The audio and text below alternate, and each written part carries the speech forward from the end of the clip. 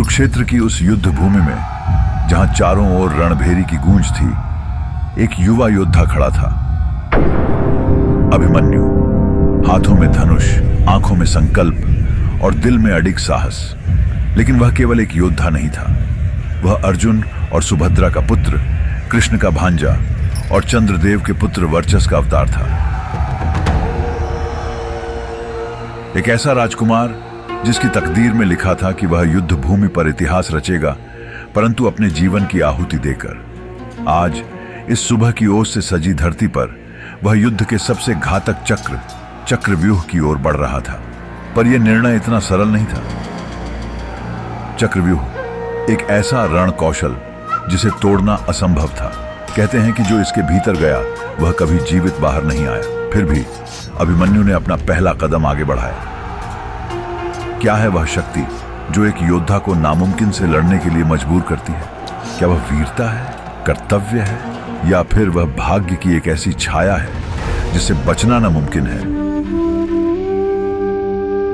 लेकिन आज के इस क्षण को समझने के लिए हमें उस वक्त में लौटना होगा जब देवताओं की सभा में अभिमन्यु के जन्म की योजना बनाई जा रही थी। स्वर्ग में देवताओं की एक सभा में यह निर्णय लिया गया था कि चंद्रदेव का पुत्र वर्चस इस पृथ्वी पर अवतार लेकर कुरुक्षेत्र के युद्ध में अपना बलिदान देगा। चंद्रदेव अपने पुत्र से अत्यंत स्नेह करते थे और उनके हृदय में असमंजस था कि वे अपने पुत्र को इस मृत्यु यात्रा पर भेजें या नहीं। देवताओं ने कहा, वर्चस की शक्ति ही युद्ध का संतुलन बदल सकती है। लेकिन चंद्रदेव के हृदय में व्यथा थी। क्या मेरे पुत्र का जीवन इतना छोटा होगा?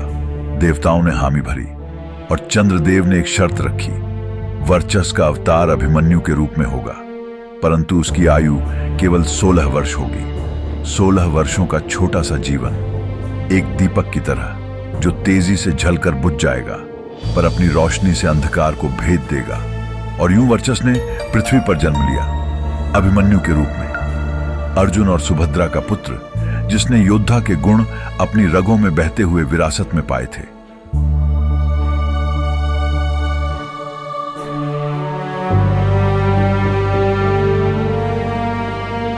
कृष्ण और बलराम के संरक्षण में वह बड़ा हुआ।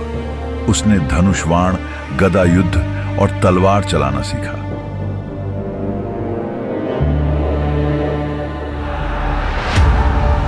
उस दिन जब कौरवों की सेना ने चक्रव्यूह का जाल बिछाया और अभिमन्यु ने अकेले उसमें प्रवेश करने का निश्चय किया, तब हर किसी ने यह सोचा, क्या यह युवा योद्धा मृत्यु से टकरा सकता है?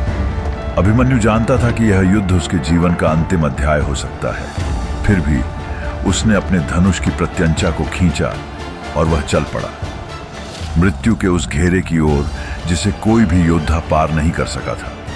वह किसके लिए लड़ रहा था? अपने कर्तव्य के लिए, अपने परिवार के लिए, या फिर उस सम्मान के लिए जिसे वह छोड़कर जाना नहीं चाहता था? यही है अभिमन्यु की कथा, एक कहानी जो विजय और पराजय के पार साहस और बलिदान की है। एक ऐसा योद्धा जिसने भाग्य को चुनौती दी और अपनी आहुति देकर इतिहास में अमर हो गया।